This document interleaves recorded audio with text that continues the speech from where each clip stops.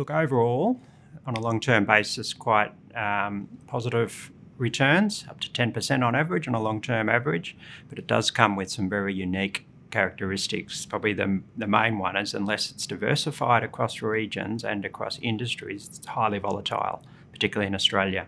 More so in Australia than other agricultural industries in other countries, but also more so in agriculture than other sectors in the Australian economy.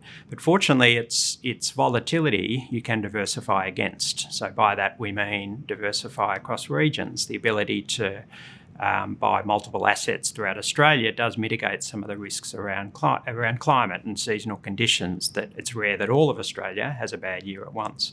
And similarly, the sectors within agri. So across your broad sort of asset classes, diversity there can certainly mitigate some of the volatility that otherwise agri investments tend to have. The other beauty of agri investments is they don't tend to be strongly correlated with returns in other sectors. A lot of the drivers of positive or negative returns in agri are actually independent of a lot of the same drivers in other sectors. So what we see is, wouldn't say it's counter-cyclical, but years of good returns in agri don't necessarily correlate with good returns in other sectors. So that does add diversity to the portfolio mix.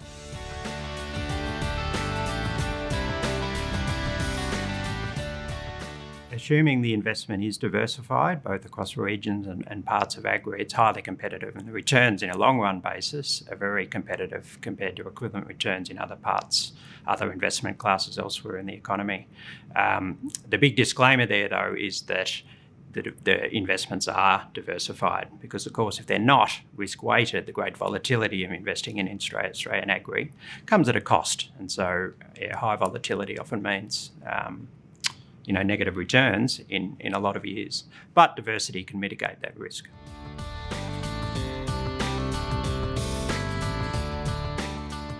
Other than property, which does correlate with returns from agri investments, agri investments don't tend to be correlated with returns in other sectors and asset classes. And the main reasons for that are that returns in agri are a function of things like seasonal conditions and commodity prices, whereas returns in other sectors are often based on other things like wages, like consumer spending.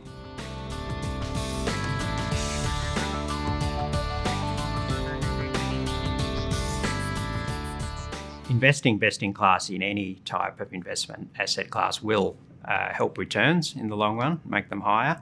But in agri, we do see quite a difference between the returns from investing best in class versus those that aren't. Massive diversity, both across Australia, but between different sectors of agri that make some best in class and some not so best in class, and a correspondingly big difference in the returns you get.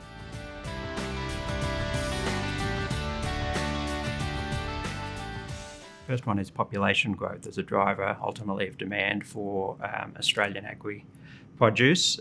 Similarly, export growth, particularly in those countries we export to. So with approximately 2/3 of our production exported, income growth in the countries we export to, which particularly means Asia in the modern days, is particularly important. A low dollar is often held up as a good thing for Australian agri. It's a bit of a mixed story. On the one hand, it makes some of the inputs into agri more expensive when we're having to source them offshore, but that's more than outweighed by the effect it has on commodity prices. And as I say, we sell majority of our produce, so we're very globally exposed. So when the dollar is low, that does make Australian agri more competitive. Technology-driven productivity. In the long run, food prices have been getting cheaper, and Australian farms have been able to become profitable, and more profitable in some cases, because of productivity, and technology enabling that productivity gain is often a big part of that story.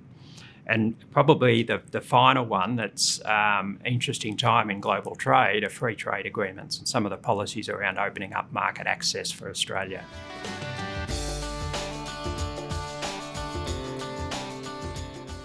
Yeah, in many ways it's a flip side of the early answer. So whereas drought, good seasonal conditions are good for returns, drought is obviously a very big driver of bad returns in Australia.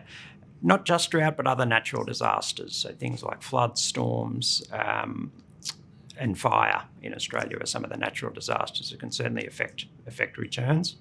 Just as the low dollar I mentioned earlier is good for agri, the high dollar typically has the opposite effect. It basically makes us less competitive selling our produce on the global market.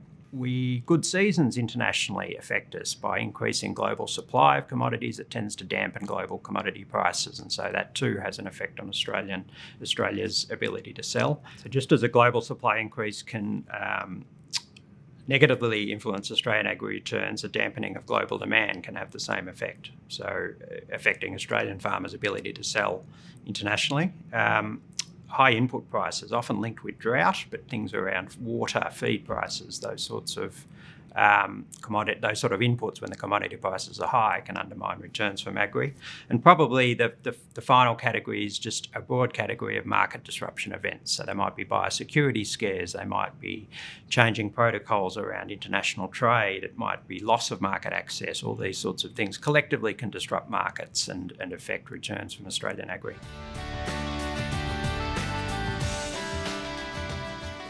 As an asset class, historically, global recessions haven't had a big effect on returns on Australian agri. In the most recent GFC, 2007 and 8, Australian agri returns remain positive, unlike other parts of the economy. And so food and fibre as commodities tend to be the last things people cut back on in hard times. And so to the extent that agri is a commodity, then it's somewhat insulated from those economic downturns that affect other industries.